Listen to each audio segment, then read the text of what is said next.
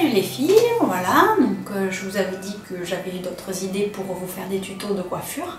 Donc voilà, je me lance, tant que j'ai trouvé la position pour l'appareil photo, j'en profite. Donc voilà, un deuxième tuto, donc aujourd'hui je vais vous préparer la torsade. Alors non, c'est pas juste enrouler les cheveux comme ça, c'est vraiment comme une tresse mais avec que deux branches. Et vous allez me dire, mais c'est trop facile.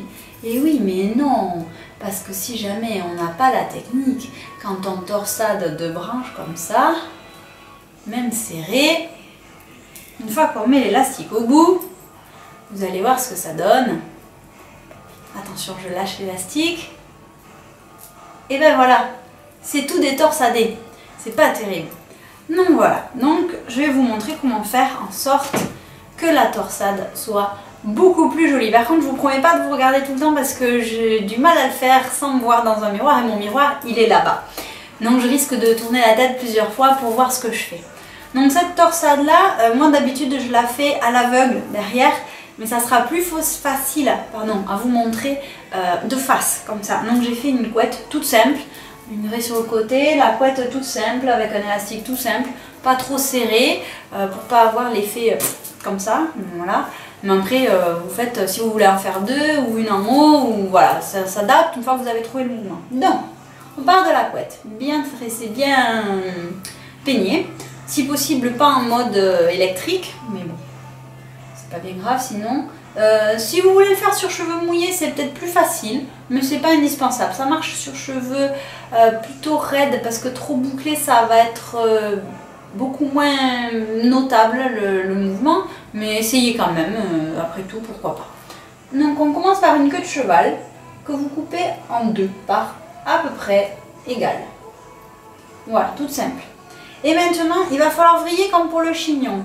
Maintenant, attention, parce que si vous ne faites pas attention, justement, inconsciemment, voilà, je cherche le mot, inconsciemment, vous allez vriller les deux dans le sens opposé. Or, il faut que vous vrilliez les deux dans le même sens.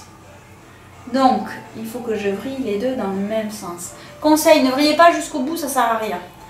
Vous vrillez juste les 5 premiers centimètres, là, voilà, comme ça. Une fois que ça c'est fait, vous devez enrouler les deux entre elles dans le sens opposé dans lequel vous avez vrillé. C'est-à-dire que là, j'ai vrillé vers là, donc je vais devoir les enrouler dans l'autre sens, les croiser. Voilà. Et au fur et à mesure que je les enroule, je continue à vriller mes bouts dans le même sens, hein, attention à ne pas dévriller, et j'enroule mes deux morceaux tout simplement l'un avec l'autre comme j'avais fait au tout début. La seule chose c'est que comme je les vrille individuellement dans l'autre sens, ça annule, ça compense la rotation en fait, et du coup ça va éviter que ça se dévrille. C'est très physique. Là, hop. Et vous pouvez le serrer beaucoup, comme ça du coup, même si ça se dévrille un peu au fil de la journée, c'est pas grave.